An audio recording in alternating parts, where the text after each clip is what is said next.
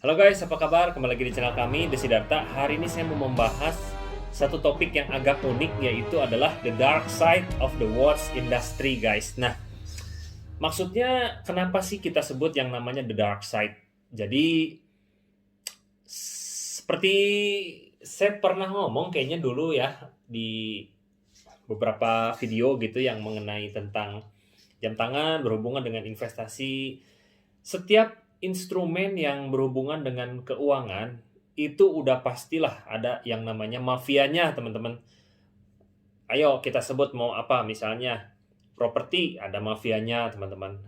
Emas ada mafianya, komoditas ya, mafianya pun ada. Terus berhubungan dengan apa, saham, apalagi misalnya bisnis pun ada ya, teman-teman, monopoli dan mafia gitu. Terus ya cenderung semua ya, cryptocurrency, teman-teman. Hampir semua ya. Nah, ternyata di jam tangan pun ada dark side-nya. Sebenarnya ya bisa dibilang apakah dark side itu selalu buruk ya? Enggak juga ya, teman-teman. Nah, maksudnya apa sih yang berhubungan dengan dark side dalam industri keuangan? Satu-satu ya saya bahas ya. Yang pertama itu adalah monopoli ya. Jadi ya terutama mungkin di merek-merek yang sangat-sangat digemari oleh orang-orang di dunia ya. Dari Rolex, Audemars Piguet, Richard Mille, terus Patek Philippe. Itu merek-merek yang hari ini benar-benar masih memaintain value-nya dengan bagus ya. Nah, kalau Richard Mille saya nggak tahu nih, itu kan umurnya masih cenderung muda ya dibandingin para para teman-temannya lah gitu. Sebenarnya Rolex pun belum mencapai ratusan tahun ya, tapi udah terbukti gitu. Kalau Audemars Piguet sama Patek Philippe ya sudah ratusan tahun. Nah, jadi secara historical dia lebih kental, dan secara apa namanya, dia bisa maintain the value secara historical pun udah terbukti lah. Pokoknya merek-merek itu ya. Nah, kalau Richard Mille saya nggak tahu apakah itu merupakan hype sesaat atau bisa menjadi salah satu merek paling mahal di dunia yang nanti akan menjadi bikin histori baru ya di dunia perjam tanganan. Dan dia sangat berbeda karena menjual jam yang bentuknya cenderung lebih modern bentuknya. Jadi dari monopoli pabrikan masuk ke authorized dealer.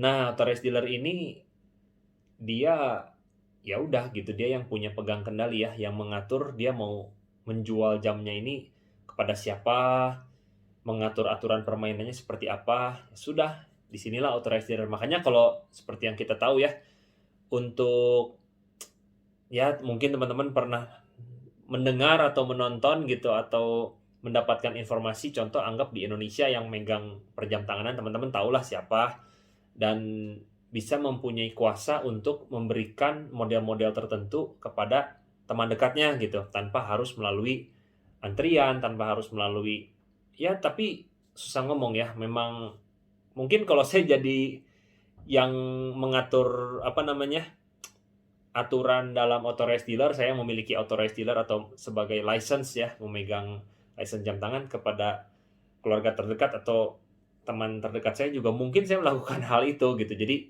merupakan hal yang wajar ya. Jadi monopoli dari aturan authorized dealernya ya, itu memang seperti itulah permainannya. Yang kedua gini, ini berhubungan dengan apakah market jam tangan ini jangka panjang itu akan terus bertahan nggak kira-kira dengan di harga yang cukup premium, mahal, bahkan bisa dibilang cenderung naik ya harganya gitu.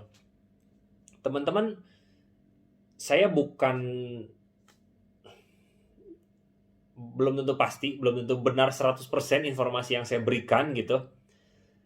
Cuman kalau kadang-kadang kita lagi ngobrolan kopi gitu ya, jadi ini bukan informasi yang 1000% valid loh ya teman-teman, tapi sangat masuk akal menurut saya, yaitu barang seperti jam tangan itu bisa dipakai menjadi alat tukar pencucian uang, teman-teman. Jadi lukisan, yang mahalnya udah nggak kira-kira ya, harganya bisa puluhan miliar, ratusan miliar, itu hanya direpresentasikan dengan sebuah lukisan, sebuah jam tangan, sebuah mobil yang sangat mewah.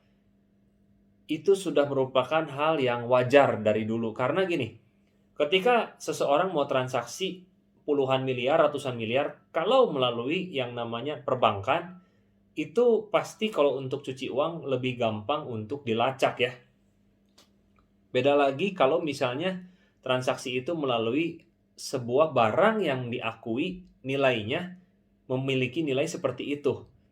Jadi selama ada yang namanya kejahatan di dunia ini, entah itu pencucian uang, mungkin dari narkoba, bahkan mobil juga ya, makanya mobil mewah juga ada yang sangat-sangat mahal. Itu salah satu tujuannya ya untuk itu, cuman karena mobil itu kepemilikannya harus terdaftar biasanya ya secara legalitas. Makanya kadang-kadang mobil mungkin lebih terbatas ya ruang geraknya.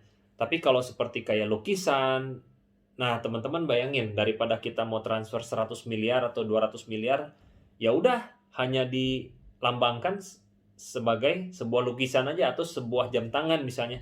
Makanya ada jam tangan yang harganya nggak kira-kira mahalnya dan masih tetap dibuat gitu. Maksudnya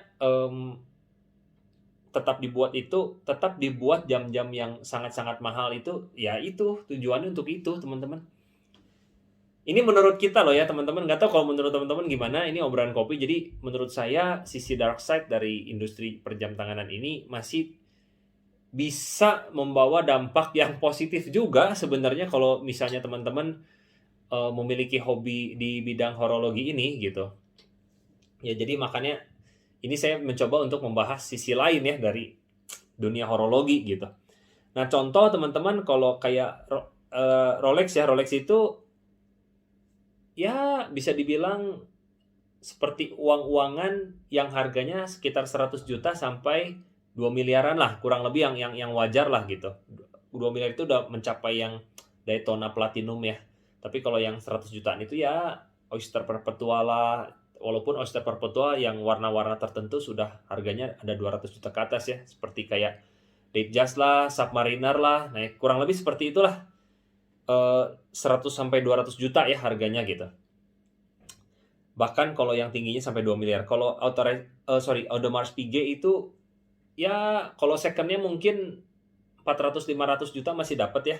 Tapi kalau misalnya model-model yang bagus ya, yang udah Royal Oak, apalagi yang Tourbillon, itu bisa mencapai mungkin sekitar 3 miliaran ya gitu.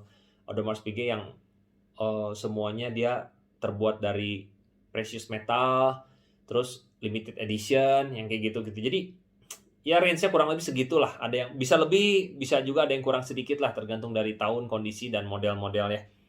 Patek Philippe, bayangan saya sekitar 1-5 miliaran lah ya teman-teman, yang model populernya gitu, populernya. Richard Mille ya bisa di atas 5 miliar ya, bahkan ada yang puluhan miliar. Jadi ini seperti ya kayak uang 100.000, 50.000, 20.000, 10.000. Kalau kita masih main di uang segitu ya, jadi masih memegang uang kertas. Tapi kalau udah para mafia besar gitu, ya udah pertukarannya memakai jam tangan gitu. Nah terus berikutnya yang ketiga adalah untuk tujuan pajak ya, perpajakan. Kalau mobil ya terdaftar bayar pajak, properti juga bayar pajak ya. Barang-barang seperti kartu baseball, kartu basketball, bahkan kartu-kartu permainan ya seperti teman-teman yang angkatan lama pasti tahu Magic the Gathering gitu, kartu Pokemon, itu kan tidak terkena objek pajak gitu oleh pemerintah. Nah kalau misalnya dari user ke user kita ada penjualan jam tangan, dibayarnya melalui jam tangan, itu kan sama sekali tidak bayar pajak. Bahkan kepemilikan barang-barang seperti jewelry gitu, berlian, emas, itu kan nggak ada pajak gitu. Jadi ya ini merupakan satu hal yang cukup wajar ya untuk pertukaran gitu, pertukaran uang di bidang apapun, terutama karena ini barangnya juga kecil ya. tidak terkena pajak, ya cocok gitu untuk money laundering ya guys. Nah terus yang keempat, kenapa sih berhubungan dengan money laundering gitu ya? Ini masih yang mendukung money laundering dan sisi gelapnya perjam tanganan ya. Dia bisa bentuknya itu karena kecil, dia tuh bisa undetectable sama untraceable. Maksudnya gini, kan bisa dipakai ya, jam tangannya bisa dipakai sebagai jewelry, sebagai fashion, terus orang-orang common people juga make gitu. Jadi belum tentu orang yang cuci uang itu memakai, maksudnya gini, belum tentu kelihatan bahwa dia adalah pencuci uang gitu, kasarnya begitu. Karena bisa aja kan seorang pebisnis yang suka dengan jam tangan ya dia mengkoleksi gitu. Bahasanya kan seperti itu. Jadi untraceable, undetectable, kecil. Teman-teman bayangin aja uang miliaran rupiah hanya dilambangkan dengan satu buah jam tangan gitu. Uang ratusan juta hanya dilambangkan dengan satu buah jam tangan. Ya ini the dark side of the horologi industry guys gitu. Terus untungnya jam tangan Swiss ini itu super durable ya. Jadi terutama mesinnya jangka panjang itu umurnya itu sangat-sangat panjang, bahkan bisa lebih dari umur pemiliknya. Bahkan bisa diturunkan kepada anak dan cucu kita gitu. Ya itu. Jadi gimana ya? Karena tahan lama, buatannya juga bagus gitu ya. Ya bisa dijadikan sebagai alat tukar gitu. Terus berikutnya adalah penerimaan market dari masyarakat lah gitu. Jadi market acceptance lah ya, market acceptance. Teman-teman bagi yang mereka ngerti mengenai model-model di perjam tanganan, dan saya rasa kalau untuk sekelas mereka yang sudah pertukaran pembayarannya salah satunya ya, bukan berarti semuanya melalui jam tangan ini, udah pasti tahu ya bahwa jam tangan apa yang memang benar-benar memiliki value, jenis-jenis yang mana, model-model yang mana gitu.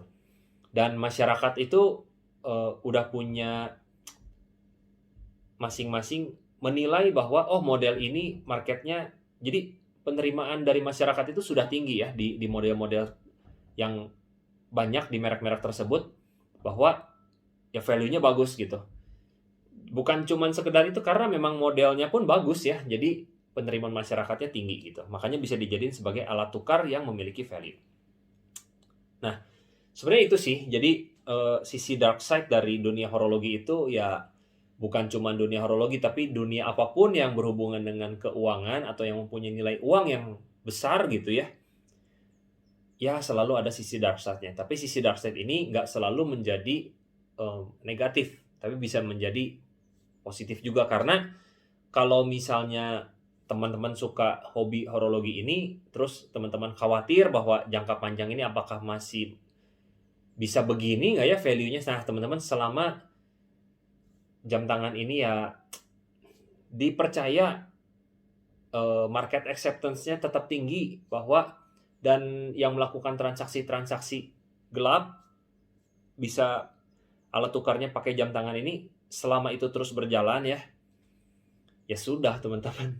Market ini menurut saya ya, ini obrolan kopi ya, obrolan minum kopi gitu, yaitu akan terus teman-teman sampai kapanpun, karena kita sudah terbukti ya. Yang saya pernah cerita ya, suatu saat saya kalau memungkinkan saya pengen pinjem jam milik teman saya, punya papa ya, Rolex Day-Date Gold. Dulu dia beli 25 juta, sekarang diterima dengan harga 200 juta ke atas tuh, padahal 36 mm ya. Box paper lengkap. Nah maksudnya sudah terbukti secara historical bahwa jam tangan itu bisa keeping the value very good gitu, dibandingin uang rupiah kita, dibandingin US dollar teman-teman. Anyway, itu aja video hari ini, semoga bisa membawa hiburan buat teman-teman. Sampai ketemu di video berikutnya. Thank you guys.